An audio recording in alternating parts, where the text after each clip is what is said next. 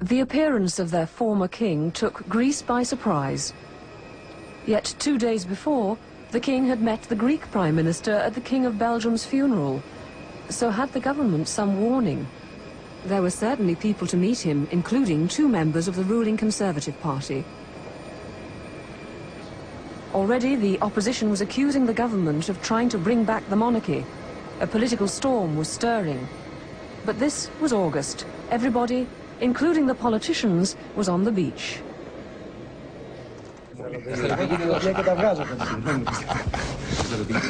In the VIP suite, the king held court with his advisors and waited for the Queen. Her plane had been delayed by engine trouble for a couple of hours.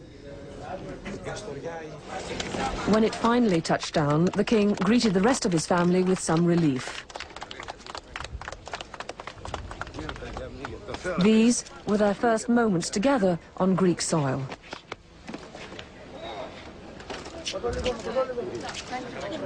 By now, the Greek press pack had multiplied. The opposition were furious. They said he should never have been allowed to land, that he should be stripped of citizenship. His presence was a major provocation to the Greek people. The monarchy issue was closed. But the king was enjoying himself. Despite VIP treatment, passports still had to be checked. A lawyer was on hand to ensure the royals were treated like any other Greek citizens.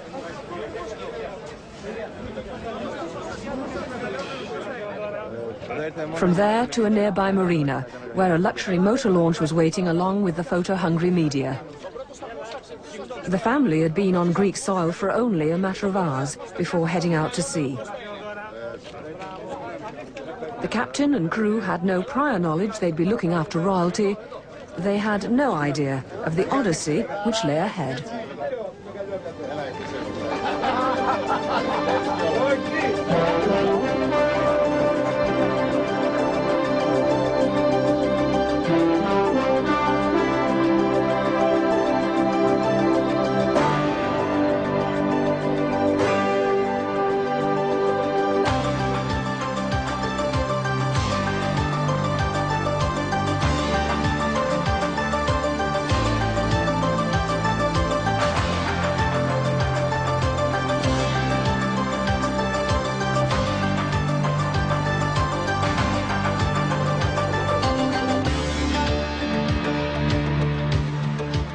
That night, the king was leading in his country again, on all the national news bulletins. Ξαφνικά ο Κωνσταντίνος στην Θεσσαλονίκη και στο Άγιον Όρος. Αποκλειστικές εικόνες και δηλώσεις στον αντένα. Πλάνα από ελικόπτερα. The head of state said that the form of the state will not change from a ridiculous trip like this. This was not the stuff of a quiet family holiday. It was the beginning of an extraordinary voyage that would rock the ancient cradle of democracy. I'll be following the Greek royal family on that voyage in the second part of Once a King.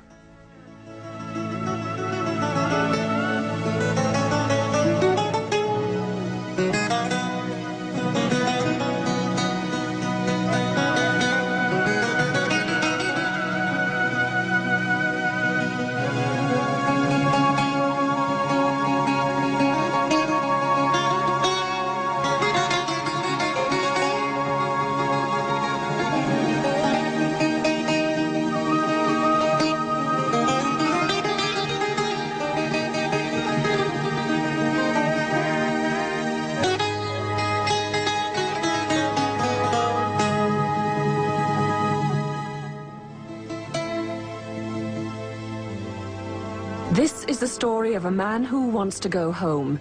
Home for him is Greece. Once it was his kingdom, but he's lived in exile for the past 26 years. He is Constantine II, the last reigning king of Greece. He's determined to return. I'm absolutely convinced that I'm going back to Greece. But the condition for that would have to be that my country is completely free and the people have decided that they want their king back. It's time for us to go back to Greece as private citizens, as a family, to see our country, see the sights that they've never seen, have a summer holiday, learn of their Greek heritage. and just have the feeling that one can go back to one's homeland.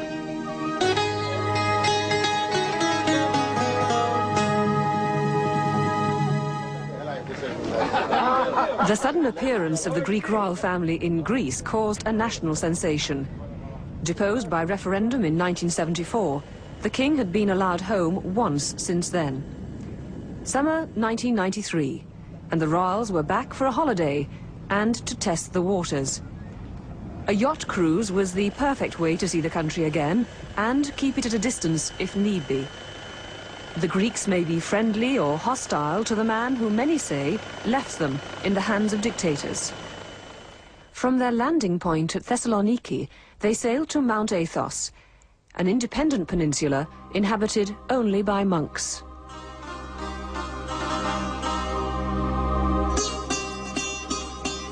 The Holy Mountain is a haven for Eastern Orthodox churches.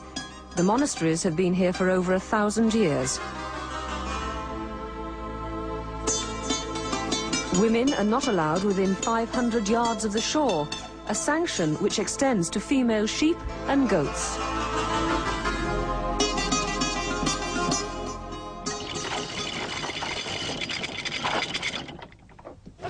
Pretending to be a man.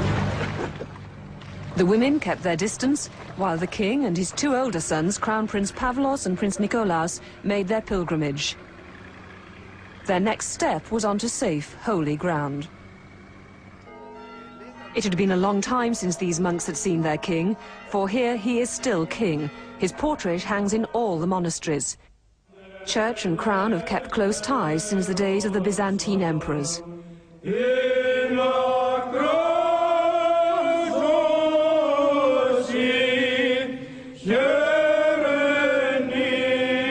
The monks have been praying for the king every day for the last 26 years of his exile.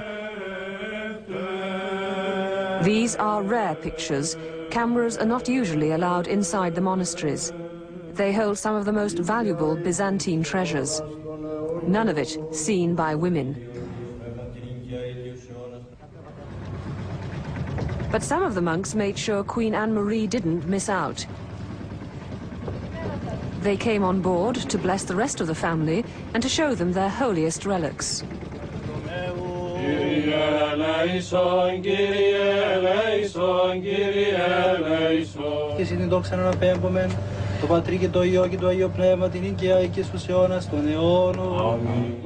They brought gifts, but they also wanted something: to make a monk out of the youngest prince, Philippos. Do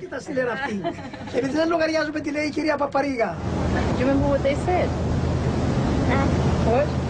They said something like, we want to keep Philippos here. I think, you know why they said that? Because they wanted to make you a monk. And I said, no, you can't have him, he's mine. Is that right? I don't want to be a monk. You don't want to be a monk. The Greek Orthodox Church favors a restoration of the monarchy.